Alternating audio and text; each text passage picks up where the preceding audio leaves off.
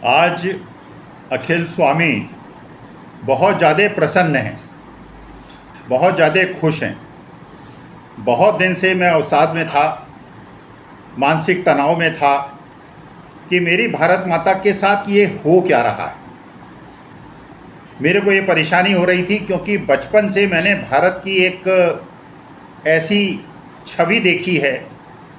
एक पूजनीय माँ की तरह मैंने भारत माता को पूजा है। और बचपन से मैंने सनातन धर्म, एक ठोस सनातन धर्म, एक शुद्ध सनातन धर्म का अवलोकन किया है और भारत माता को उस माँ के रूप में देखा है जिसने अभी सभी बच्चों को, चाहे वो उत्तर के हों, दक्षिण के हों, पूरब के हों, पश्चिम के हों, हिंदू हों, मुसलमान हों, सिख हों, ईसाई हों, सवर्ण हों, बैकवर्ड हों, दलित हों, आदिवासी हों, भारत माता का प्यार सबको बराबर मिलते हुए देखा है। इसलिए मैंने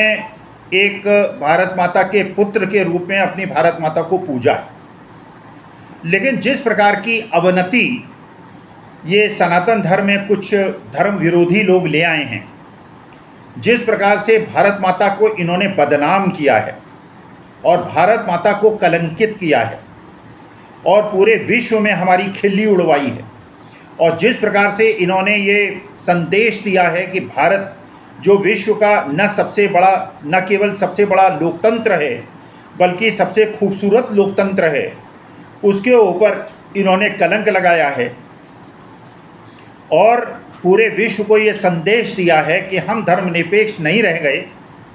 हम एक प्रकार के धार्मिक उन्माद में डूबे हुए देश बन रहे हैं। हमारे यहाँ विपक्ष की आवाज़ को दबाया जा रहा है, उनकी संसद में माइक को बंद किया जा रहा है,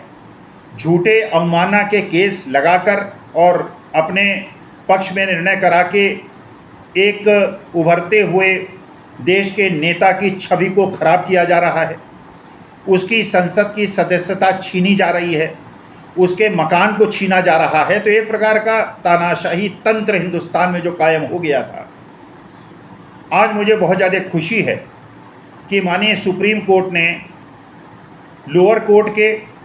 सेशन कोर्ट के और हाई कोर्ट के निर्णयों को पलटते हुए राहुल गांधी के कन्विक्शन पे रोक लगा दी है और ये स्पष्ट रूप से कहा है कि हालांकि राहुल गांधी ने गलत स्टेटमेंट दिया था, लेकिन जिसके अनुरूप उनको दंड दिया गया ये बहुत ज़्यादा था और ये उचित नहीं था और इसलिए रोक लगा दी गई। तो आशा करते हैं कि माननीय उच्चतम न्यायालय ने जो निर्णय लिया है, जो न्यायोचित निर्णय है, पहले तो मैं माननीय सुप्रीम कोर्ट को प्रणाम करता हूं और उन्हें इस बात के लिए धन्यवाद देता हूं कि भारतीय लोकतंत्र को आपने बचा लिया, भारत को टूटने से आपने बचा लिया, भारत को लोकतंत्र से तानाशाही के ओर ले जाने के प्रयास को आपने रोक दिया, उसमें आपने बाधा उत्पन्न कर दी। और राहुल गांधी की सदस्यता बहाल होने के बाद जब राहुल गांधी लोकसभा के अंदर जाएंगे तो आप देखेंगे लोकसभा के अंदर क्या दृश्य होगा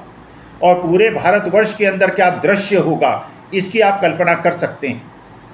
ये दंड उस व्यक्ति को दिया गया था जो कि दक्षिण से उत्तर तक 4000 किलोमीटर पैदल चला, देश के करोड़ों लोगों के गले मिला, उनके दुख उसने बांटे। वो ट्रक ड्राइवर्स के साथ गया, वो सुबह 4 बजे आज़ादपुर मंडी गया, वहाँ उसने व्यापारियों की और सब्जी बेचने वालों की व्यथा को सुना। स्विगी और जोमेटो के जो कैरियर्स थे, जो घर घर खाना पहुँचाते हैं, सामान पहुँचाते हैं, उनकी व्यथा को सुना। बच्चियों से बात की, यूनिवर्सिटी गया, वहाँ स्टूडेंट से बैठ के उसने बात की। तो उसके इस अच्छे कर्मों का दंड उसको ये दिया गया कि उसको अवमानना के एक कपोल कल्पित प्रताड़ना का विषय बनाकर उसे 2 साल की सदस्यता, उसके 2 साल की सज़ा भी सुना दी और उसकी सदस्यता भी ख़त्म करा दी। तो आज की तारीख में अखिल स्वामी एक शिक्षक बहुत ज़्यादा प्रसन्न है कि जो भारत माता मेरी आराध्य है, उसकी जो प्रतिष्ठा है वो पुनर्स्थापित हुई है, भारतीय लोकतंत्र स्थापित हुआ है, भारत के संविधान के प्रति लोगों की निष्ठा बढ़ी है और माननीय सुप्रीम कोर्ट के प्रति उनका सम्मान बढ़ा है और इसके लिए माननीय सुप्रीम कोर्ट को पुनः मैं अपना धन्यवाद और साधुवाद देना चाहता हूँ। अब हमारा कर्तव्य है, देश के हर नागरिक का कर्तव्य है, देश की जनता के एक एक अंग का कर्तव्य है कि जो भी लोकतांत्रिक मूल्यों का हनन करें और देश में तानाशाही स्थापित करने का प्रयास करें, हम उनके खिलाफ आवाज़ बुलंद करें, चाहे वो किसी दल के हों, चाहे वो कांग्रेस के हों, चाहे भाजपा के हों, चाहे किसी दल के हों। नारी सम्मान पे जो न बोलने वाले हों, जो अपना मुंह बंद कर देने वाले हों, जो अपनी टिप्पणी देने से इनकार करें, हमें उनके विरोध में भी खड़ा होना पड़ेगा और उन्हें ये बताना पड़ेगा कि आप शासक हैं, हमने आपको शासक बनाया है। अगर आप ये समझते हैं कि आप राजा हैं, महाराजा हैं, जो मन में आएगा आपका करेंगे, तो आप महाराजा राजा नहीं हैं। भारत लोकतंत्र है और लोकतंत्र में जनता ने आपको शासक चुना है और शासक इसलिए चुना है कि देश के जो जनता है उसकी समस्याओं को सुने और जाने, मन की बात ना करें। अगर बेरोजगारी बढ़ रही है तो उसका समाधान ढूंढें, जनता को, समाज को बताएं कि उसके प्रति आपका क्या नज़रिया है और आप क्या कर रहे हैं। अगर सामाजिक विद्वेष बढ़ रहा है, अगर आप धार्मिक विद्वेष बढ़ रहा है, तो ये आपका कर्तव्य है, ये आपका नैतिक कर्तव्य है कि आप जनता के सामने आएँ और जनता को बताएं कि इसके विषय में आपके क्या विचार हैं, आप क्या कर रहे हैं। अगर महंगाई इतनी बढ़ जाए कि लोगों की आमदनी न बढ़े और महंगाई बढ़ जाए, टमाटर 250 रुपये किलो का हो जाए, जीरा 700 रुपये किलो का हो जाए, दूध के दाम बढ़ जाएं, हर चीज़ के दाम बढ़ जाएं, कॉरपोरेट टैक्स आप घटा दें और जीएसटी आप बढ़ा दें और गरीबों पे बार बार वार करते रहें जिससे आपके पूंजीपति मित्रों को लाभ होता रहे, तो ऐसा नहीं चलेगा। जवाब तो आपको देना पड़ेगा, क्योंकि आप लोकतांत्रिक रूप से चुने हुए शासक हैं। आप कोई राजा महाराजा या बादशाह या वो नहीं हैं, तो आपको जवाब तो देना पड़ेगा। और दूसरी बात ये है, आपको ये भी ध्यान रखना पड़ेगा कि जिस प्रकार से कल मंत्री एक महोदय ने खुलेआम लोकसभा के अंदर चेतावनी दी कि आप लोग ज़्यादा बोल रहे हैं, अब आपके घर में ईडी आ जाएगी, तो मंत्राणी महोदय आपको ये अधिकार नहीं है। ईडी और सीबीआई का निर्णय, वो स्वायत्त संस्थाएं हैं, इंडिपेंडेंट ऑर्गेनाइजेशंस हैं, आप ऐसे किसी के घर में ईडी सीबीआई नहीं भेज देंगी और ना आपको इतना अधिकार है। तो इस तरह से धमकाना और हमारे संसद सदस्यों को खुलेआम संसद के अंदर धमकाना और धमकी देना ये उचित नहीं है। आपको भी हम गद्दी से उतार देंगे अगर आप हमारे जो अपेक्षाएं हैं उनकी पूर्ति नहीं करेंगे। आप कोई राजा महाराजा नहीं है, हमेशा आप सत्ता में नहीं रहेंगे जब तक इस देश को तानाशाही में आप नहीं बदल देंगे। तो देश को तानाशाही में तो हम नहीं जाने देंगे। देश को धार्मिक विद्वेष और उन्माद में जो झोंकने का प्रयास हो रहा है, हम लोग अपनी प्राण की आहुति देकर भी भारत को एकजुट रखने के लिए, धार्मिक सद्भावना क्रिएट करने के लिए, आपसी सद्भाव बढ़ाने के लिए प्रयत्नशील रहेंगे। और देश की जनता चुप इसलिए है क्योंकि अपने घर को चलाने के लिए वो परेशान है, उसकी आमदनी बढ़ नहीं रही है, उसके खर्चे बढ़ रहे हैं, लेकिन वो सचेत है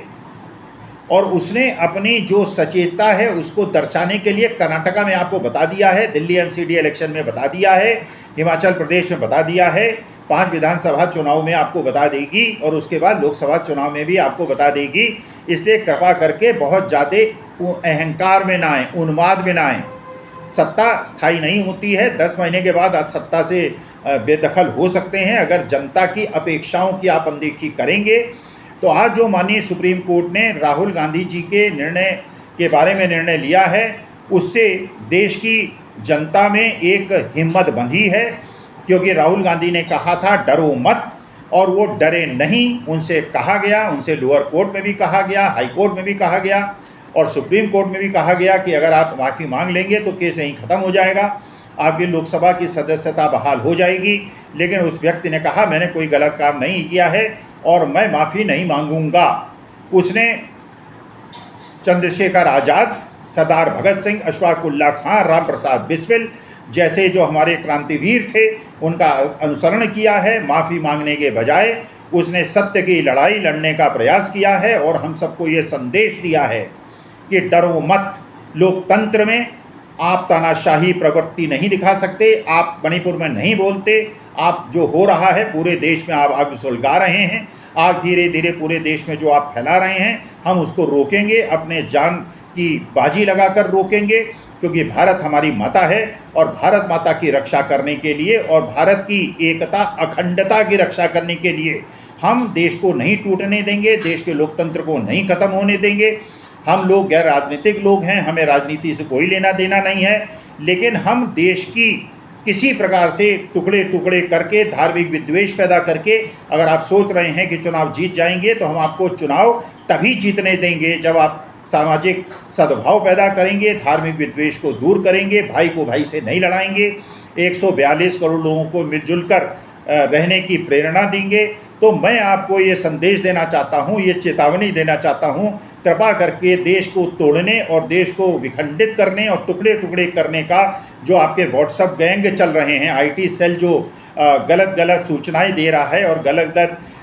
संदेश देकर और वीडियो चलाकर विद्वेष पैदा कर रहा है, कृपा करके उनको आदेश दें कि वो इस प्रकार के जो कुत्सित विचार हैं और देश को तोड़ने का प्रयास कर रहे हैं वो न करें, क्योंकि 10 महीने बाद जब सत्ता बदलेगी तो इन लोगों ने जो व्हाट्सएप में विद्वेष की पोस्ट डाली है, इनसे भी पूछताछ होगी और हो सकता है इनको बड़ी सज़ा हो। तो इनको सचेत हो जाना चाहिए, आईटी सेल को सचेत हो जाना चाहिए और सोशल मीडिया का उपयोग देश को एकजुट करने में, सामाजिक सद्भावना को जागृत करने में लगाना चाहिए, विद्वेष करने से बचना चाहिए, वरना अब ईडी और सीबीआई आपके घर में आएगा। जो लोग विद्वेष पैदा कर रहे हैं, जिन्होंने पिछले कुछ वर्षों में बहुत ज़्यादा धन अर्जित किया है और काली कमाई की है, अब नंबर उनका आएगा। इसलिए सचेत हो जाएं और देश को तोड़ने का प्रयास कृपा करके न करें।